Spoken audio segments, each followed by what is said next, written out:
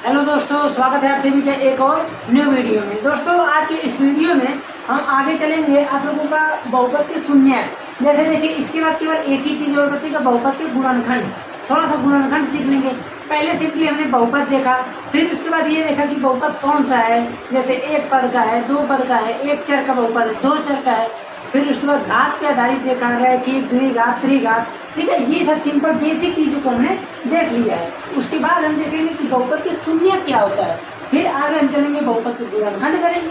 तो सबसे पहले हम शून्यक समझते देखिए, कोई भी अगर बहुपद को ले लें, सिंपली मैं आप लोगों को कई बार बता चुका कि बहुपद के जितने घात होते हैं, बहुपद के जितने घात होते हैं, ध्यान दीजिएगा, घात की बात हो रही है, यहाँ पर पद की बात नहीं हो रही। जैसे बहुपद की घात यहाँ पर कितनी है, आप कहेंगे बहुपद की घात 2 है। यहाँ पर कितनी है, आप कहेंगे 3 है। यानी बहुपद के जितने घात होंगे उतने उसके क्या चीज होंगे, शून्यक होंगे। यहाँ 2, यहाँ 3। तो किसी भी बहुपद के शून्यकों की संख्या उसके बहुपद के जो भी बहुपद है उसके घात पर डिपेंड करता है। तो किसी भी बहुपद में कोई बहुपद है, उसके शून्य किस पर डिपेंडेंट रहते हैं, सिंपल और सिंपल हम बोल सकते हैं कि उसके घात पर डिपेंड रहते हैं। जैसे उसके जितने उसके घात होंगे उतने इसके शून्यक होंगे। अब जैसे देखिए, दो चीज होता है इसमें। हम कहते हैं कि यही मान लीजिए, हम क्या कर सकते हैं, इसी को हम कहते हैं कोई एक यहाँ पर बहुपद ले लिए 7x+6। हम कहें ये देखिए, बहुपद को हमेशा पी से डिनोट करते हैं। क्यों? क्योंकि बहुपद का इंग्लिश होता है पॉलिनोमियल्स, यानी बहुपद पॉलिनोमियल्स बहुपद होता है। और पॉलिनोमियल्स के आगे आप देखेंगे तो ब्रैकेट में एक्स लगा देता है। एक्स डिनोट करता है कि बहुपद जो भी चीज़ का बहुपद है वो किस चर में है, एक्स के चर में है। हम कहें पी वाई लिखो तो सिंपल काम, y³ - 7y+6। आपको ध्यान ये देना है कि बहुपद लिख तो रहे हैं, ठीक है, पी लिखा गया, लेकिन उसमें जो आगे ब्रैकेट में लगाएंगे वो डिनोट करेगा कि किस चर में है। कभी कभी px के बाद gx दे देता है, तो घबराइएगा नहीं। gx जैसे जब p 1 2 p हो जाता है उसी समीकरण में तो g नहीं देता है, ठीक है, रहता वही है।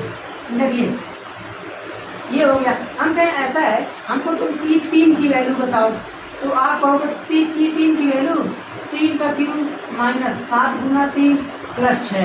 तो यहाँ से आ गया 9 नहीं 27।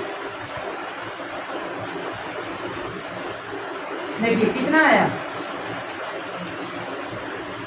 आप कहेंगे 27 और -21। यानी हम कह सकते हैं यहाँ से जो भी बच रहा है कुछ ना कुछ वैल्यू आ रहा है, 0 नहीं आ रहा है, 12 आ रहा है, चलिए 12। ठीक, हम कहें ऐसा है p1 की वैल्यू बताओ, तो आप कहेंगे 1 - 7 + 6, यहाँ से आ गया 0। ठीक है, हम कहें p कुछ की वैल्यू बताओ, यानी किसी भी अंक को अगर ले लें p में, तो हम ये देख रहे हैं कि क्या कंडीशन बनना है। एक तो बनना कि 0 आ जाए, और एक बनना कि एनी नंबर, कोई भी नंबर आ जाए। तो सिंपली जब जिस वैल्यू पर p का मान यानी बहुपद, जिस वैल्यू पर px का मान यानी पूरे बहुपद का मान 0 हो जाए, फिर से सुनिए, जिस वैल्यू पर पूरे बहुपद का मान 0 हो जाए उसे बोल देते हैं हम बहुपद का शून्यक। शून्यक कभी कभी मूल बोल देते हैं, ठीक है ना। तो ये सब चीज़ों को आप लोगों को समझना है। कभी कभी आपसे कह देगा कि p2 की वैल्यू बताइए, मान बताइए, तो मान बताने का अर्थ दूसरा है। जैसे मान बताने का अर्थ ये है, भाई p3 की वैल्यू बताइए, ये आया, ये तो मान हो गया। लेकिन हम कह देते अगर शून्यक बताइए, तो शून्यक के लिए आपको क्या करना है, p आपको देखना पड़ेगा ना किस चीज़ पर 0 हो रहा है। तो ये सब आगे है प्रोसेस कि गुणनखंड करेंगे, गुणनखंड करने के बाद समीकरण की तरह सॉल्व करेंगे। तो आगे हम आप लोगों को अगले में बता देंगे। यहाँ पर केवल और केवल इतना ही था कि बहुपद का शून्यक जानेंगे, मान जानेंगे, कैसे निकालना है आपको सिंपल एक चेक कर रहा है, ठीक कर दिया है। यहाँ पर द्विघात का हम आप लोगों को गुणनखंड के रूप में हमको बताना पड़ेगा। जैसे द्विघात का कैसे निकलता है ये बताएंगे, कैसे बताएंगे। देखिए द्विघात का, देखिए एक चीज़ और, जैसे जब हम किसी का भी, जैसे हम बात करते हैं पहले रैखिक की, रैखिक का स्टैंडर्ड फार्मूला क्या होता है, मानक रूप। तो आप कहेंगे कोई भी रैखिक बहुपद रहे तो ax + b के रूप में रहेगा। ए एक्स प्लस बी के रूप में। ए क्या है, ए और बी यहाँ पर कोई सा नंबर है। जैसे मान लीजिए हम कहते हैं एग्जाम्पल ले लें 2x प्लस 3, तो यहाँ पर मैं ये देख रहा हूँ कि यहाँ पर ये क्या है, रैखिक बहुपद है, क्योंकि यहाँ पर पावर कितना है, इसकी पावर 1 है और उसके बाद ये बहुपद की फॉर्मूले में, तो इसलिए बहुपद हो गया रैखिक बहुपद। हम कहें आप इसका द्विघात का बताइए, तो द्विघात के लिए आपको सिंपल ध्यान ये देना है कि द्विघात का स्टैंडर्ड फार्मूला होता है, देखिए ax² plus bx plus c, ये होता है द्विघात बहुपद का स्टैंडर्ड फार्मूला। यही होता है द्विघात समीकरण का भी, लेकिन समीकरण में बराबर लग जाता है 0, जबकि बहुपद में बराबर 0 नहीं होता है। बहुपद में केवल एक पक्ष होते हैं, जबकि समीकरण में 2 पक्ष होते हैं। तो आपको समझना ये है कि यहाँ पर हम बहुपद की बात करेंगे तो बराबर 0 नहीं होगा, लेकिन समीकरण की बात होगा तो बराबर 0 होगा। पूरे बहुपद में जब भी हम शून्यक निकालते हैं तो उसको 0 के इक्वल करते हैं, यानी समीकरण के जैसे ही सॉल्व करते हैं। ओके, तो आप लोगों को कोई भी गुणनखंड, अब आगे देखिए हम इसी टॉपिक के आगे बताएंगे गुणनखंड कैसे करना है, तो उसी में हम आपको गुणनखंड बता देंगे। यहाँ पर केवल और केवल मान और उसके बाद शून्य को समझते हैं। जैसे मान लीजिए हम कोई एग्जाम्पल दे रहे हैं 2x प्लस 5, इसका शून्य बताइए।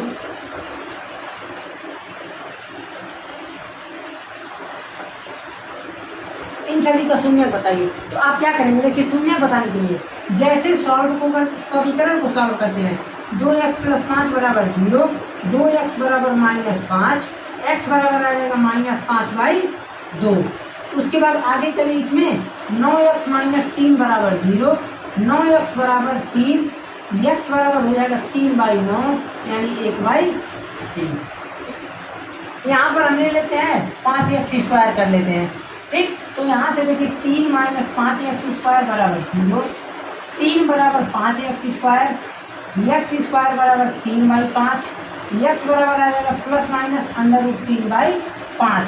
तो यहाँ पर ये देख रहे हैं कि जिस घात का, जैसे यहाँ पर कौन सा घात है, एक घात, रैखिक बहुपद है, तो जो भी बहुपद है उसके उतने ही गुणनखंड मिल रहे हैं या उसके उतने ही शून्यक मिल रहे हैं। यहाँ पर 1 है तो शून्यक 1 आया केवल, यहाँ 1 है तो शून्यक 1 आया केवल। अब 1 का मतलब ये नहीं केवल 1 ही आएगा, नहीं, उसका कोई वैल्यू आएगा। ये एक डिनोट कर रहा है कि जो भी बहुपद है उसके शून्य केवल और केवल एक संख्या में रहेंगे, ये नहीं है कि 2 नहीं आ जाएंगे। जैसे यहाँ पर देखिए 5x² है तो 2 छुआएंगे, एक बार प्लस इतना माइनस इतना, तो 2 वैल्यू आया ना। ऐसे जैसे एक ले लेते हैं x² प्लस -2, इसको जब सॉल्व करेंगे तो x² बराबर 4, x बराबर आ जाएगा प्लस माइनस 2, आएगा कि नहीं, आप कहेंगे बिल्कुल आएगा। तो इसके कितने शून्यक हैं, आप कहेंगे 2 शून्य, कौन कौन सा, एक +2 एक -2। तो यहाँ से सिंपल देख रहे हैं 2 चीज़ आया, एक +2 एक -2। तो इस प्रकार से सिंपल किसी का भी हम क्या चीज़ निकाल सकते हैं, शून्य निकाल सकते हैं। तो शून्यक और बहुपद जो भी है आप लोगों को इसी प्रकार से निकाल लेना है।